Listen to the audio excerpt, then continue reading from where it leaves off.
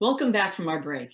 It's now my pleasure to introduce Mary Roten, Director of Global Sustainability at Ford, Marissa Buchanan, Managing Director and Head of Sustainability at JP Morgan Chase, and Johanna Jobin, Global Head of Corporate Reputation and Responsibility at Biogen and Executive Director at the Biogen Foundation, as well as Ceres' own Laura Drucker. Laura, Mary, Marissa, and Johanna will examine the challenges companies face in setting and meeting ambitious short, medium, and long-term net zero goals. They'll also preview upcoming efforts by the Science Based Target Initiative to standardize net zero goals and natural climate solutions. So now, over to you, Laura. Thank you, Dawn. I am thrilled to be here with you all today to lead this session on best practices in corporate climate action with 3 corporate sustainability leaders. As the Ceres Roadmap 2030 states, we are at the precipice of global sustainability threats. And this is the decade corporations must take bold and intersectional action. Stabilizing climate change requires companies to reduce greenhouse gas emissions across their value chain quickly and significantly in line with climate science. However, leading companies must also recognize the human impact of the climate crisis and prioritize strategies, solutions, and public policies that support a just and equitable transition to a net zero emissions economy. Today, Mary, Marissa, and Johanna will speak to their company's progress towards setting and implementing bold climate solutions. They come from different sectors and are at different stages of this journey. They offer unique perspectives about the challenges and opportunities that come from tackling this transition away from business as usual. So now we'll get started with a brief introduction by each of our speakers before moving into Q&A. Good afternoon. My name is Mary Roten, and I lead Ford Motor Company's Global Sustainability team. It is a pleasure to be with you today. Sustainability is one of the biggest issues facing business today and has always been one of our key priorities. Our sustainability strategy is integrated into our core strategy and supports our business plan. 2 years ago, within our 20th annual sustainability report, we set ambitious goals to help us make a positive impact on the communities where we live and work.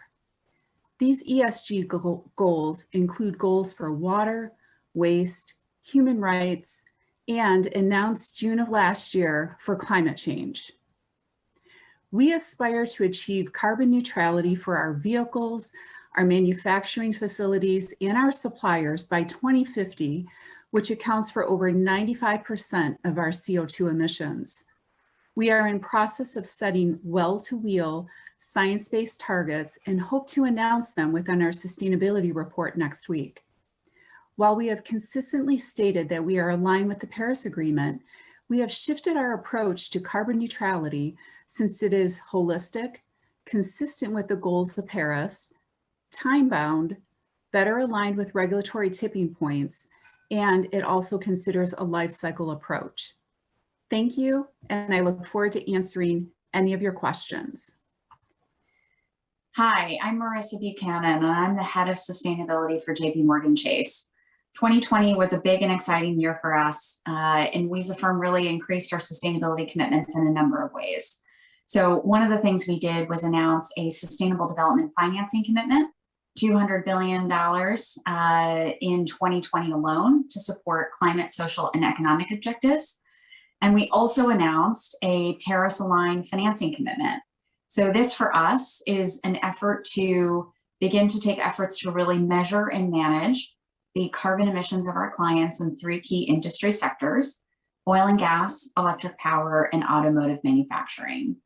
As part of that commitment, we are working to establish industry emission reduction goals for 2030.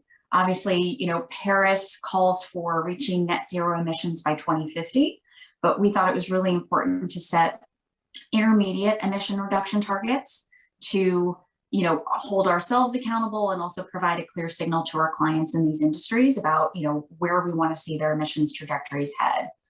A couple other really important pieces of our Paris-aligned financing commitment.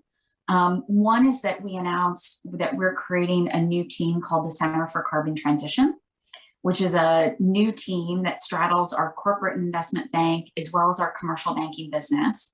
And this is a team that is going to focus on not only administering our Paris-aligned financing commitment, but really supporting our clients with financing, expertise, access to research and advisory solutions to really support and enhance, our clients' ability to transition to lower carbon solutions. We know that resources like energy are critically important, and that, we want to support our clients in their internal efforts to reduce emissions and, scale so that they can transition to lower carbon alternatives. So this is really about supporting our clients on their journey. We also announced that we are increasing our operational commitment to sustainability, and we established a commitment to become carbon neutral across our operations. So this is energy use as well as emissions, scope 1 and scope 3 from our buildings, branches, and data centers, as well as air travel. A big part of that commitment for us is a goal to use renewable energy for 100% of our electric power needs across our operational footprint. And we're really excited to be, doing a lot of that work ourselves by focusing on opportunities to deploy solar in as many buildings and, branches as possible. We actually have the second largest commercial solar installation at our office campus in Columbus, Ohio, which we're really proud of. So, I think we've got great foundation that we're building here at JP Morgan. And, for us, the business imperative is really twofold. One, issues like climate change, present risks for our clients as well as, our own company. And we think it's really important to, do as much as we can to, proactively manage those risks. But we also think that there's huge opportunity in the, need to transition to lower carbon solutions. Again, I think this is one of the key reasons why, we created our Center for Carbon Transition, to position ourselves to be able to support our clients. So, for us, we're excited about the work that we're doing. In my view, I sort of see this as, tackling climate change in a way that, really makes good business sense and, ultimately, makes a positive impact on sustainability while also helping to promote businesses and economic growth and social development around the world. Hi, everybody. I'm Johanna Jobin. I'm the Global Head of Corporate Reputation and Responsibility at Biogen. I'm also the Executive Director of the Biogen Foundation. As a leader in biotech, Biogen pioneers science for the betterment of humanity, and I'm proud that we have long been recognized as a leader in corporate responsibility. For us, that means addressing mega trends that are shaping our world, such as helping an aging society address Alzheimer's disease and taking bold action on key issues such as access and equity, diversity and inclusion, and of course, climate and health. Biogen was the first life science company to achieve carbon neutrality in 2014, and we are inspired to do even more. The reason is simple. Climate, health, and equity are deeply interrelated. Fossil fuel emissions drive the climate crisis and cause air pollution that lowers life expectancy by an average of 1.1 years. In fact, the Lancet Commission even lists air pollution as a modifiable risk factor that causes dementia. And of course, vulnerable populations are impacted most. To this end, Biogen envisions a world where no lives are lost to preventable climate-related illness. We are advancing science and taking action to make this vision a reality. Biogen's Healthy Climate, Healthy Lives is a 20-year, $250 million initiative to eliminate fossil fuel emissions and improve public health, making Biogen the first Fortune 500 company to pledge to go fossil fuel free. To achieve our goal, we joined the Business Ambition for 1.5 and are also working on several programs. First, we are advancing our Science-Based Targets Initiative approved goal to eliminate all fossil fuel emissions from our business by 2040, not net zero, but zero emissions.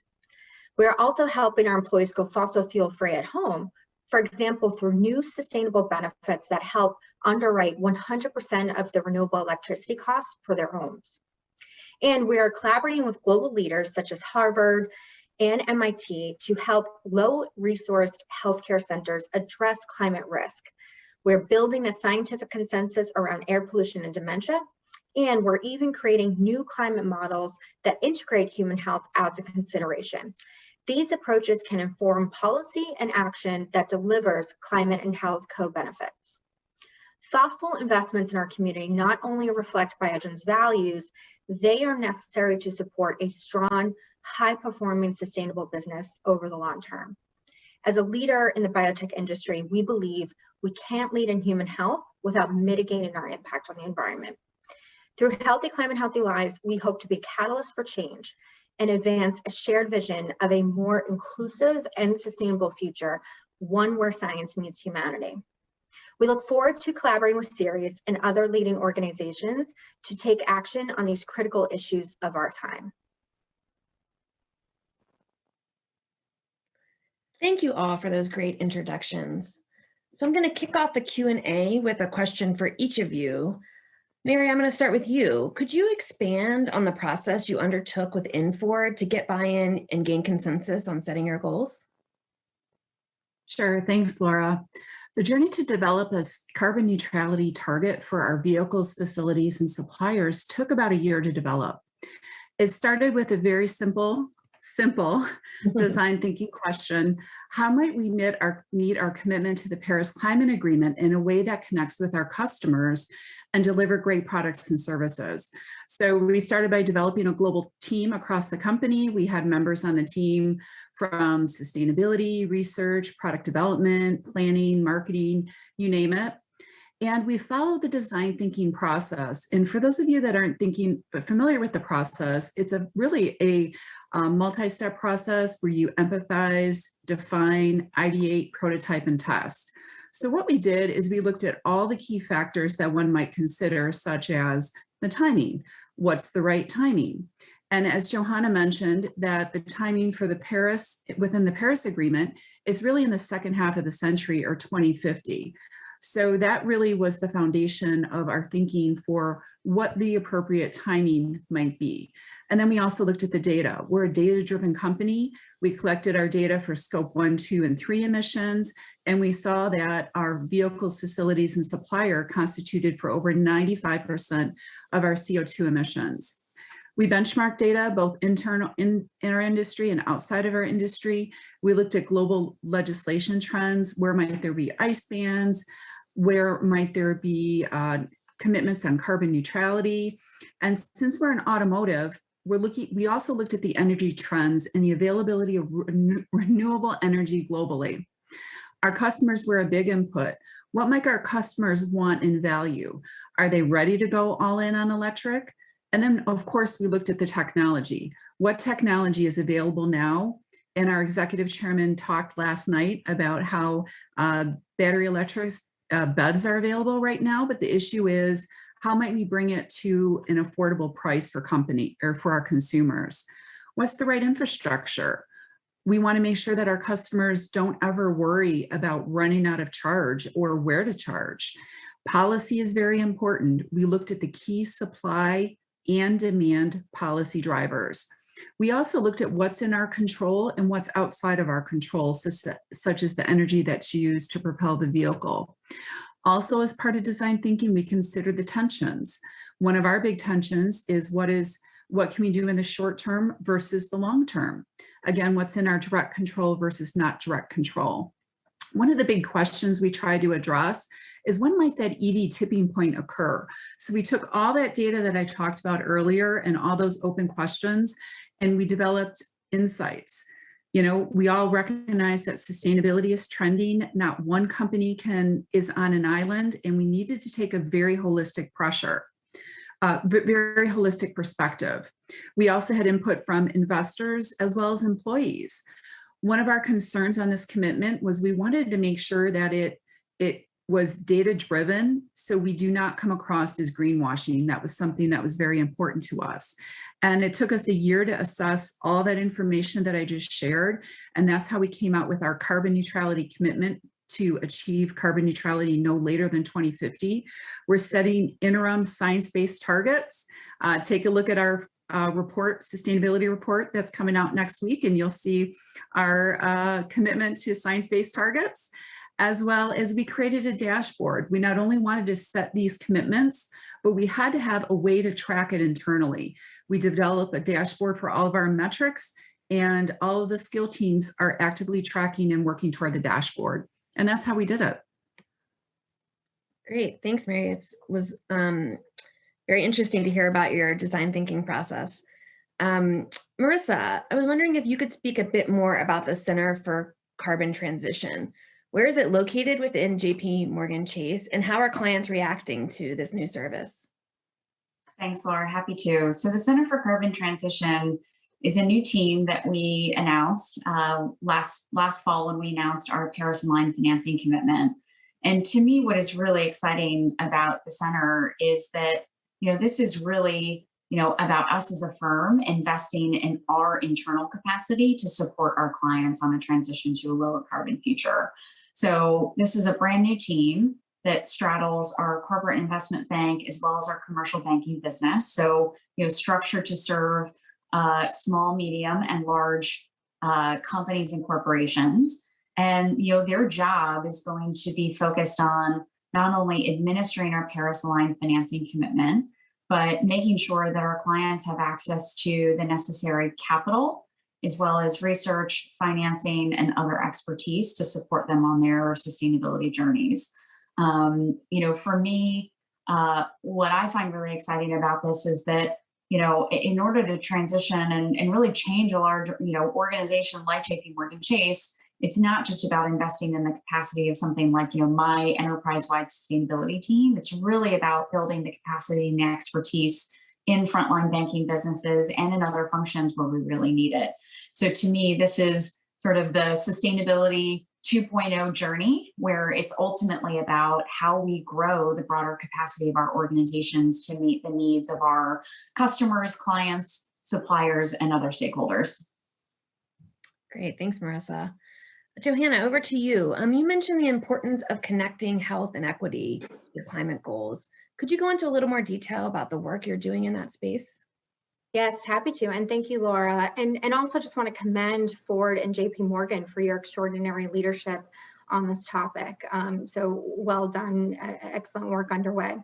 So like I mentioned before, climate health and equity are deeply interrelated, and fossil fuel emissions not only drive the climate crisis, as we're aware, but we're also responsible for about 1 in 5 adult deaths globally. And all of us are impacted in some shape or form. So emissions lower our average life expectancy by about 1.1 years, and that's through a range of health issues from stroke to asthma. And unfortunately, both vulnerable and minority communities are impacted the most. So as pioneers in neuroscience, Biogen cares deeply about creating a healthier, more resilient, and more equitable world. And through our Healthy Climate, Healthy Lives initiative, we're pledging to go fossil fuel free across our operations by 2040. And along the way, we're going to be engaging our employees, our suppliers around science-based targets. But I think most important is also collaborating with leading institutions to advance the science on climate and health and to improve health equity overall.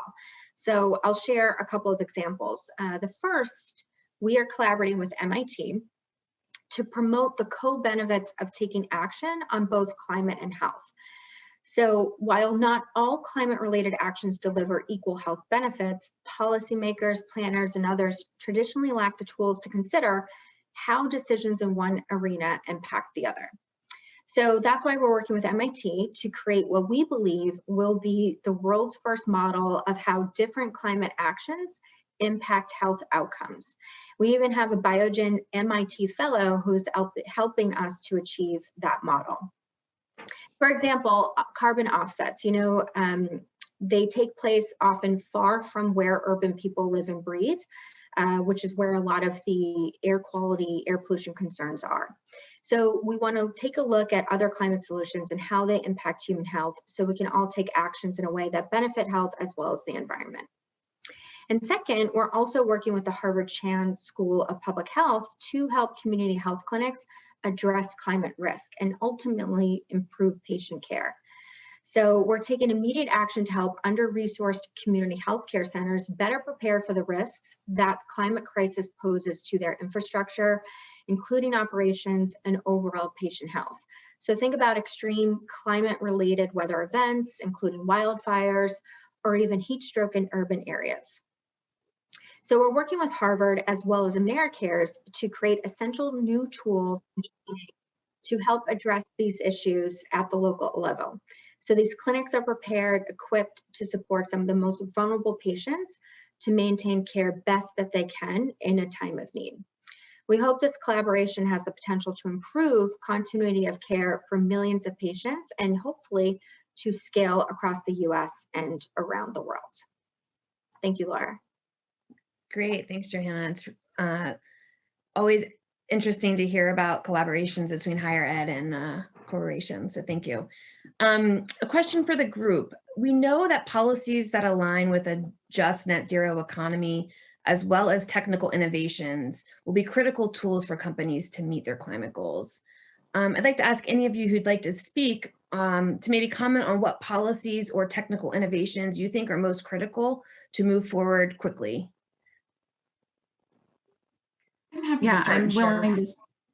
Oh, Sorry, go ahead, Marissa, and then I'll go to Mary. Yeah. Okay, perfect. sounds great. So happy to start there. So a couple things. One is, we at JP Morgan have been really vocal about the need for comprehensive and long-term policy. There's so much, excellent work that businesses, including by my, fellow panelists here, are doing today to really move the needle on climate. But I think long-term, having a really solid policy and regulatory foundation is absolutely critical, especially when it comes to the need to continue to invest in new technology solutions. We sort of point to the fact that, there are a number of established technologies today, things like wind and solar, that have made huge strides and done a significant amount to reduce emissions in things like the electric power sector. I think the challenge that we face is that, we still don't have a number of commercially available and affordable solutions for a whole number of other applications where, the world is heavily reliant on sources like oil and gas today. So if we're going to really sort of bend the curve, I think technology is going to have to play a really key role in thinking about how policy can support a lot of the objectives around research and development, thinking about how the public sector can work proactively with the private sector to drive a lot of that innovation is going to be really key. And then, of course, thinking about, how, the role of private capital can play in that context as well. So I think there's been a lot of exciting work that has gotten us to where we are today, but we know we've got so much more to do. And ultimately, I think, really sort of coming to the table around a holistic energy policy, because climate really is about energy policy. It's about not just supply, but it's about demand. And we've got systems around the world that are, heavily interconnected. So really understanding, I think, the realities of our global energy system and thinking about, how technology can play a role in addressing the challenges we have today is going to be really, really important. Great. And I'll build on Marissa, and I'll say ditto to a lot of the things that you mentioned. And we at Ford also look at it as well as supply and demand drivers. And how might there be a good balance between the two? I completely agree with you, Marissa, that we need a green grid. The grid is the foundation for everything that we're talking about here today, especially when we move more of our vehicles into BEVs, not just here in the United States, but we also look at the supply and demand drivers around the world. How might we incentivize customers to want to run to the dealership and trade in their vehicles for a more carbon neutral solutions? Should there be carbon pricing? How might we better build out the infrastructure so the customers never have to worry about where to charge again? And as for the technology, I completely agree with Marissa that we definitely need to get affordable technologies to scale. I've talked earlier about battery electric vehicles. There's fuel cells, also e-fuels. And we haven't talked about this yet, but carbon capture and sequestration, I believe, is going to be a big factor in the future. And I can build on what both of you have said. So on the policy side, Biogen, we're definitely pleased to, see that America, rejoin the Paris Climate Agreement. We also want to see policies that advance science-based targets and also help us to realize our ambition for the 1.5 degree limit. But we do believe strongly that business communities need to come together and need to be advocates in the policy debate. That's why recently we joined BICEP, and we do look forward to advocate for strong climate policy, both at the federal and state levels and even globally. So a couple examples. So you spoke about the a clean grid. I know that recently we have some operations in North Carolina, and we signed on to a couple of letters advocating our energy supplier to transition to a carbon-free grid, while of course trying to keep ratepayer costs as low as possible. So these are some critical activities that we have underway. We've done some advocacy work in Massachusetts and then even globally in Japan. So we recently joined 51 other companies to encourage the Japanese government to match our business ambition and unlock green growth by setting a target about 50% for towards a 2030 renewables target. But in terms of innovations, excuse me, I want to echo that we definitely need technical innovations, especially for us as we transition and go fossil fuel free. So we're looking for electrifying a lot of our infrastructure and looking for alternatives to fossil fuel equipment like battery storage and even green hydrogen. And I think, Mary, some of the great work that you guys are doing at Ford on the accelerating the need for electric vehicles and even the electric vehicle infrastructure is equally as important. I was just even on a call this morning with our Portugal sales team. They transitioned to electric vehicles a couple of years ago, but had challenges along the way because the infrastructure was not quite there yet. Excuse me. The last piece I want to bring up is regarding plastics. This is a major issue for the healthcare industry, and we need of viable, cost-effective alternatives to plastics for us to truly go fossil fuel free. And so, of course, for many of you, you might be aware, plastics is a very durable used material in our industry because product safety and sterility is absolutely paramount. And right now, plastics provide a lot of assurance for that. So we're starting to work with our industry partners as well as suppliers to think about new materials and also even with regulators, how we can explore, evaluate, and validate these new materials that can hopefully provide the same level of safety, but even maybe can improve performance. So that's another one that we're hoping over the years can really lead to greater technical innovations. Great, thank you all. That was really rich insight. And unfortunately, I don't think we'll have time for our final question today, but I'm sure we could talk for a whole hours about all this great stuff. So I want to just end with thanking you all, Mary, Marissa, and Johanna, for speaking to us about your climate action journey so far. And we all really look forward to following your progress. I think starting with Mary's report coming out next week. So good luck with that, Mary. Thank you. Just to close, I wanted to note that regardless of where you may be or where you may fit on this journey, whether you're a company, an investor, an advocate, or a policymaker, I hope you were able to gain something from this session. To learn more, we've added some links to the session page. I direct you first to the Ceres Roadmap 2030. It's an action plan and practical framework for addressing climate and other ESG issues, and it brings up some of this systematic change we need around policy and just transition that's so important and came up several times today. I'd also refer you to the Science-Based Target Initiative, where you can find criteria for setting and verifying science-based targets, emission abatement goals. It was not discussed at length today, but certainly a topic for follow-on discussion is the role of offsets in meeting net zero targets. The Science-Based Target Initiative is working on some guidance that will be finalized later this year.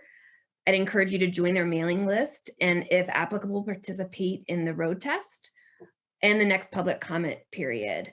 Investor voices are particularly valuable to ensure standardization meets your needs in evaluating risks and opportunities, and we'd be happy to support you in providing those comments.